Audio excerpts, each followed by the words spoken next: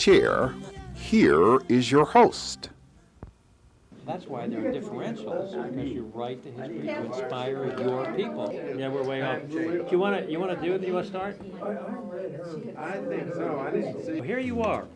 Welcome to St. Matthew's for about the 19th time. It's great to have you here. So that you're reading is a very interesting one. It does, the researcher, Bruce Feiler, does a very good job in researching the topics.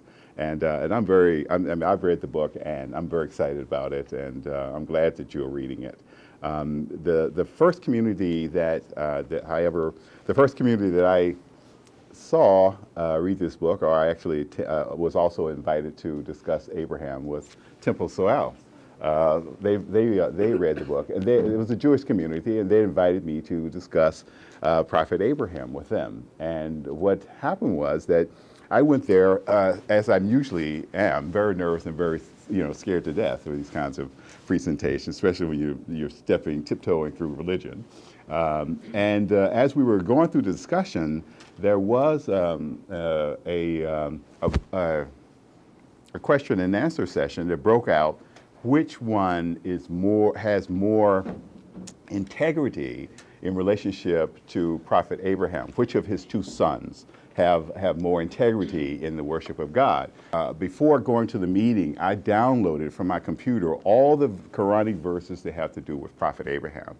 And as I was looking through my paper, I ran across a Quranic text. And you have to appreciate this. In the Quran, you're not reading a narrative, like you're reading a story. He said that, and he said this, or she said that, or she said, you don't have that kind of narrative. It actually speaks directly to you. It's kind of like if someone had received revelation, like if I had revelation right here immediately, and I start speaking out to you. That's how it reads, and it says, "Say to them these words." It says, Abraham, the tribes of Jacob, Ishmael, Isaac, Moses, Jesus Christ were all one in their prophetic purpose. And we should not differentiate between them. Our will is the submission of God. That is the absolute bottom line in relationship to Prophet Abraham. That is Prophet Abraham's mission to humanity. It is also Prophet Muhammad's. And what the Quran is saying, that is also Moses, Jesus Christ, and Abraham's sons, both of them, Ishmael and Isaac. They all worship the one God. So this was very critical. And what happened was that it absolutely settled the room, because everybody, both the Jews and the Muslims and the Christians, were at the table at the same time, if you understand it in the sense that they were invited to worship God and God only. All right. Now, what that does, in my thinking, in Muslim thinking, that it invites everyone to a single ethical standard. That means that what is true for Muslims is true for Christians, is true for Jews. Now, I'm talking about ethics here now. We're talking about the science of ethics. This is very critical in terms of our worldview and how we could possibly live in more harmony with each other, to think that we really are just one family of humanity. All right. That's what Abraham, I believe, offers us. With that brief opening, I'd like to give you perhaps some little more detail in the Islamic point of view that might be, as you're studying, I understand you haven't quite gotten to the Islamic section of Bruce's book, but I'd like to start with some of the things that I've just written on the board, and one of which is just kind of a brief analysis of what Prophet Abraham means to us. There are, as you probably know, 5 prayers that Muslims make daily. Okay, they're called salah. In each of those prayers, Prophet Abraham's name is mentioned, because at the essence of religion is that first principle that Prophet Abraham brings to us, is the belief in nothing else but the one God. That is critical. There's no other deity but the one God. And we ask of God to bless Abraham and to bless all the followers of Abraham. So that includes you. The Qibla is the directions for the Salah. And as I said, regardless of where you are on the globe, everybody is pointed towards and prayed towards the Kaaba, Kaaba, the Kaaba. It is a physical structure that is located in Mecca, in Medina, in Saudi Arabia. It has been there for a few thousand years. But the first earlier structure was, in the Islamic historical narrative, the first earlier structure was laid by the hands of Prophet Abraham and his son Ishmael, right? Now that's very critical because I think it's very critical because if you can imagine a person praying, he's not only praying for the blessings and guidance of God, but he's also praying towards the unity of humanity. So the symbol of the Kaaba is the belief in the God and the belief in the unity of humanity.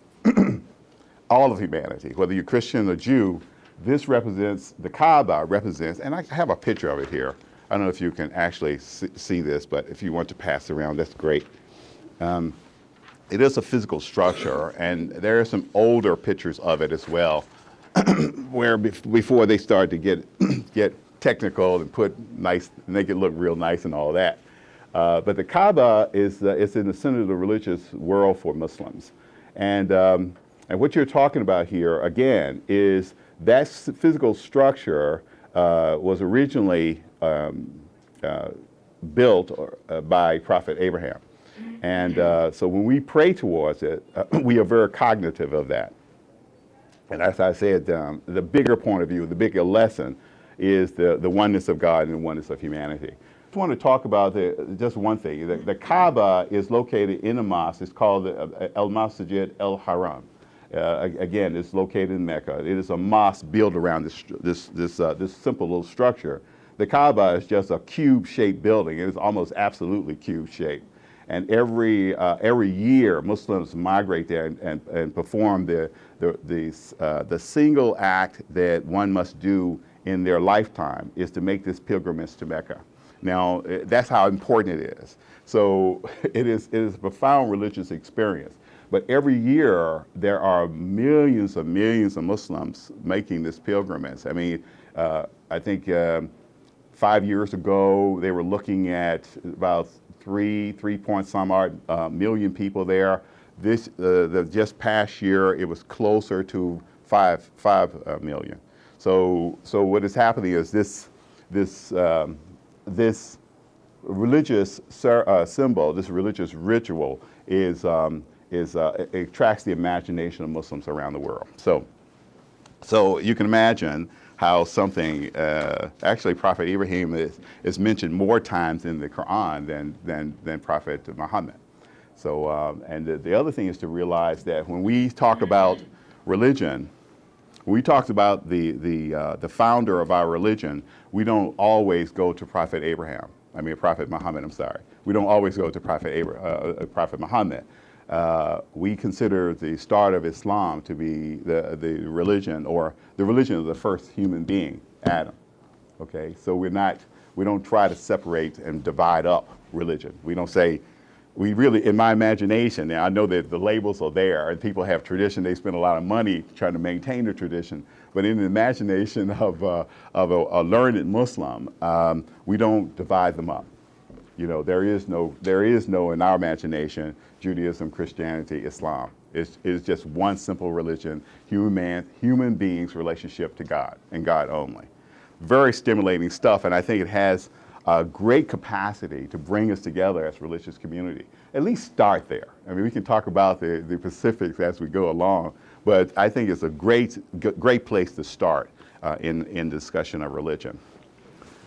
Now, the history of the Qibla is a very interesting one because there was a time in the evolution of the establishment of the direction for prayer.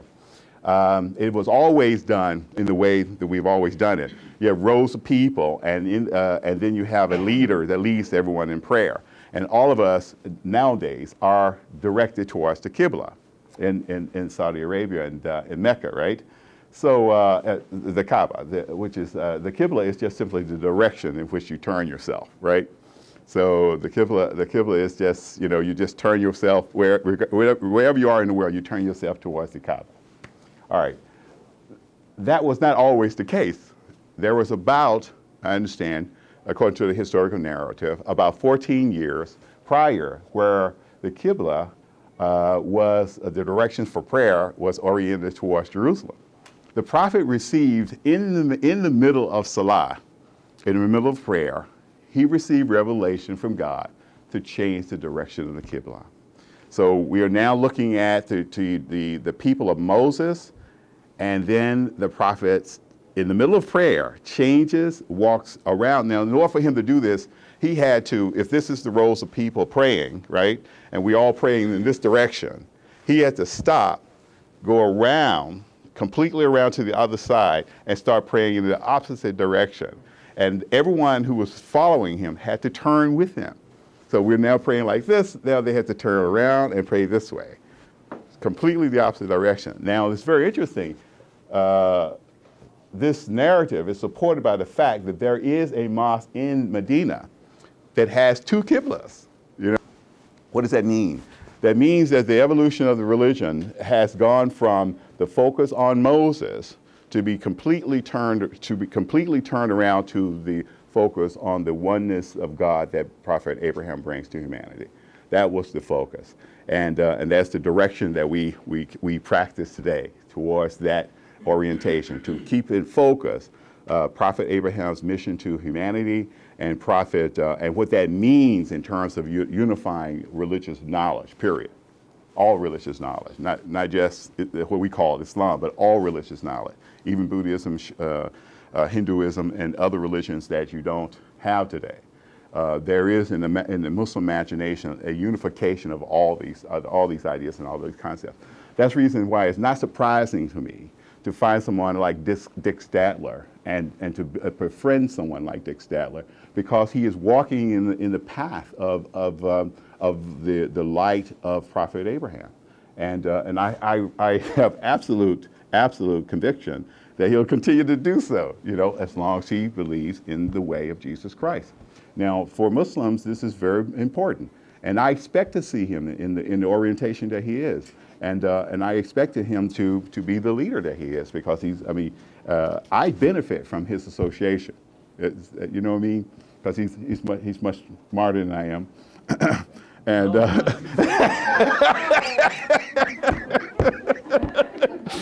I just want to get him stirred up. You know what I mean? That'll be debated for.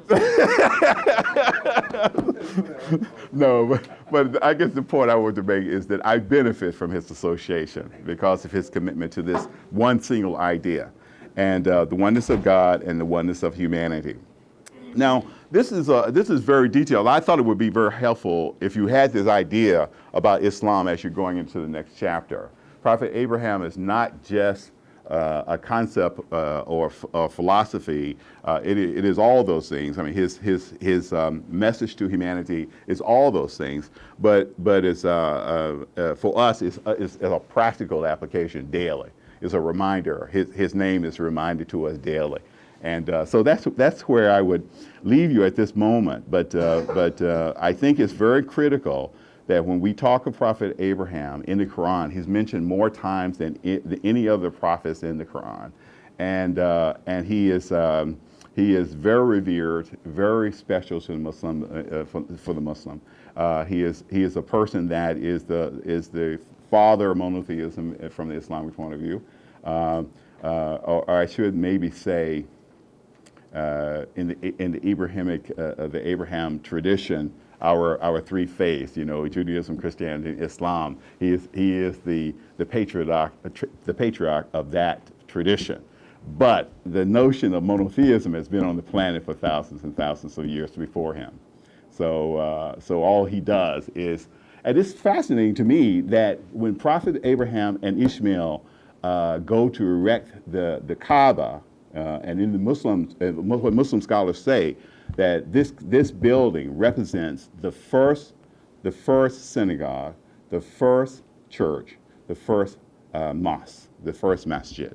That's what it represents in the thinking of Muslim scholars. Okay, because of that central pillar, the belief in the oneness of God. That's critical in Muslim thinking.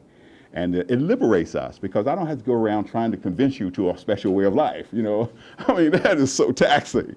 All I can say, if you're following Christ, I can say honestly, with religious conviction, if you're following the way of Christ, or if you're following the way of Moses, or if you're following the way of Muhammad, you know, there is truth in the pathway, and that pathway does lead to well-being, prosperous future, security, and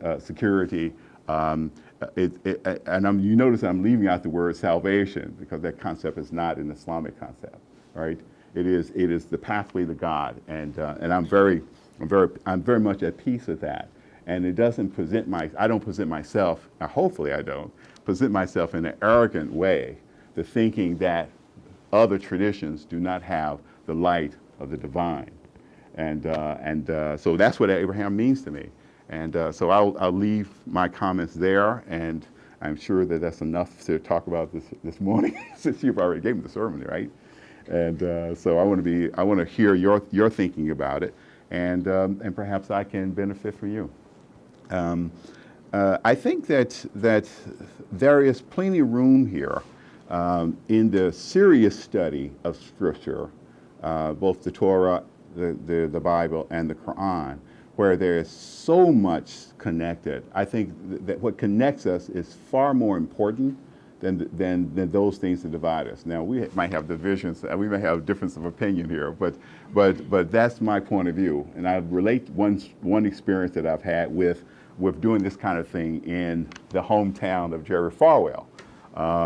And I had just been we've been talking for over 2 hours. And we were talking pretty much the same things I'm saying to you.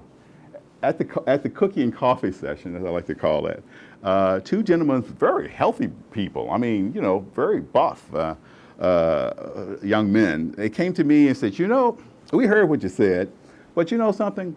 Your God and my God is not the same God. I said, but I've been saying for 2 hours that they were, you know, didn't Christ say that? I mean, there's only one God? And he said, well, you know, it's not the same thing, you know. And he insisted upon that point of view. Now, I'm a person who, I don't argue with people this way. I used to, but I don't do it now. I said, great, if that's the place for you, then may God bless you in that place, right? But I couldn't resist when he told me. He said, "No," he said, see that cloth over there?" And I said, "Yes." And he said, "When you say God is who you say God is, the cloth is green." And I said, you see what color it is, right? And I said, "Yes, it's a blue cloth." He said, "When I say who God is, you know, it's lining with the truth. You know, I say God is blue, you say God is green." That was his point. And I said to myself, that's a fascinating argument. You know, he takes the reality of a situation and he creates division. The cloth is blue. And I put my shoulder right beside his, and I leaned with him like this. I said, "Now, what color is the cloth?" And he said, "It's blue." You know, I said, "You know something? I'm Muslim. I see it as blue too." You know, I said, now that's the reality that I want us to live in. That there is a unifying reality. You know, gravity unifies us. The sun unifies us. The air we breathe unifies us. I said that is the orientation of our Creator. And he was kind of puzzled there, actually kind of stunned, because he had been taught the theology of division so long that when somebody says that, you know, we're in the same river, it really challenges him a little bit. So I'll leave you with that story. But that was the most fascinating story I've had this month, actually. But Jerry Falwell is doing a very good job down there. And these people had degrees. I mean, it was exceptional. It was something. I'm done. So it's called brainwashing. Let's go. Yes. But isn't that's an excellent example of, isn't that human nature to a certain extent? And we have people from all three traditions, and probably all the traditions that there are, who want so badly for them, our own perspectives, especially with religion, because it is so important to us. Yes, sir. I absolutely agree. Even within our own theology, there's tremendous differences, and there are people who prefer to insist upon their point of view. And it's strange to me, they fly in the face of the first principle of our religion. It is that, and it is said in Arabic, La ilaha, no, ashhadu la ilaha illallah Muhammadan Rasulullah. Is that I bear witness that there is no absolute, but the absolute. It's kind of a strange little oxymoron, but it's kind of strange. But it's in essence saying that you do not have in your reality an absolute. Okay, that you can say, okay, I got all the edges of it, baby, and I got all the information, so hey, this is my baby, It's kind of like trying to possess the sun, I mean, it's impossible, because it's there for all of us, and it is so transcendent, so infinite, that you can't possibly get your hands around it. So just submit that it is a reality beyond my ability to absolutely know. Now, it doesn't mean that you do not have a benefit from pursuing truth in any way, because that's the benefit of worshiping the eternal. It's because it's a reality that is there. We all know it's there. We are very conscious of God inside of us. We don't have to go anyplace for it.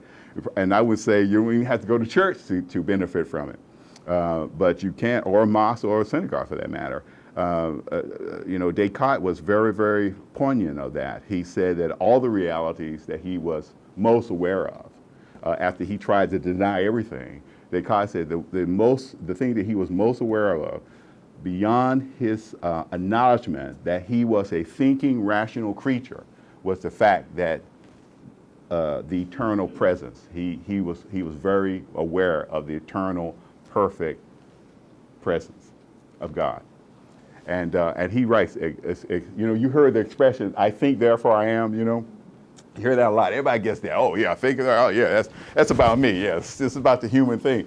But they don't realize that in his book, when he wrote those words, he's writing about 2 or 3 chapters on the supremacy of the divine concept.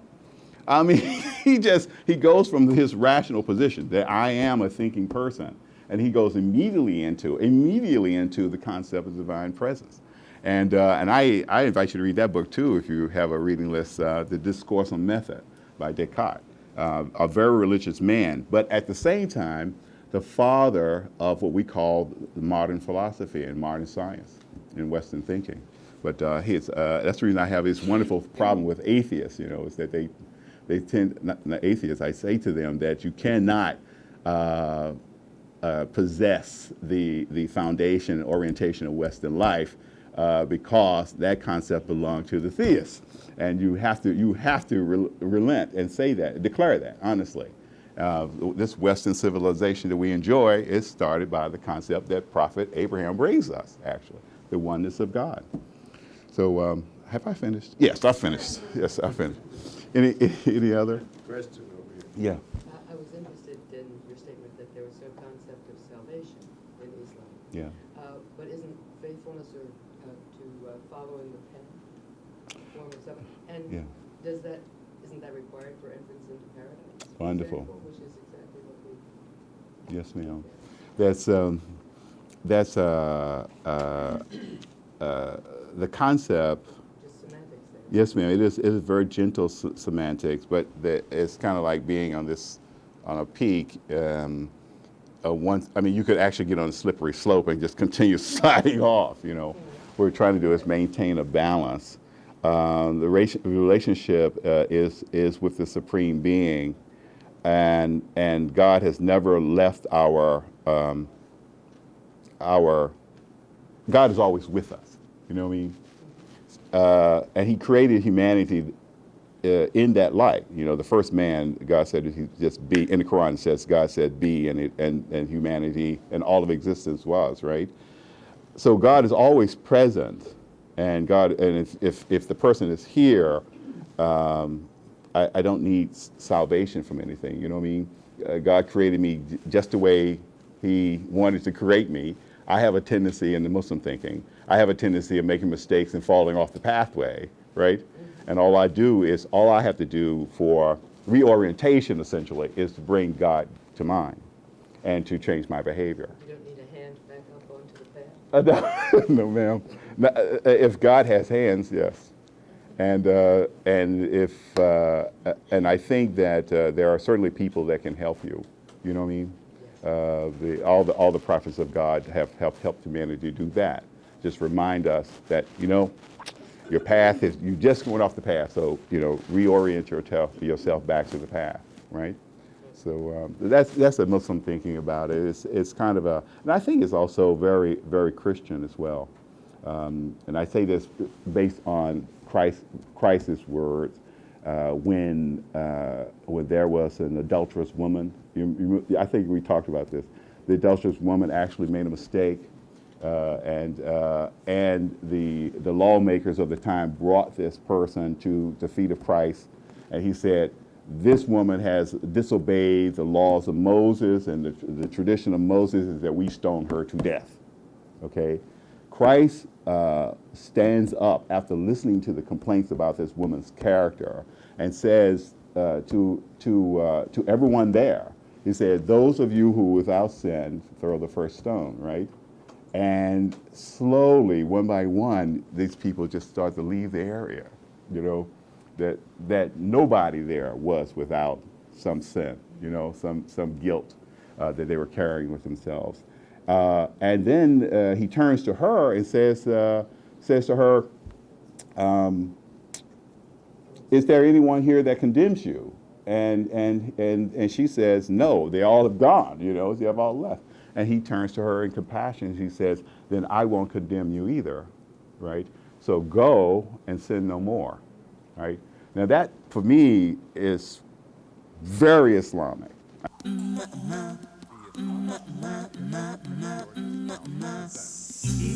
Ooh.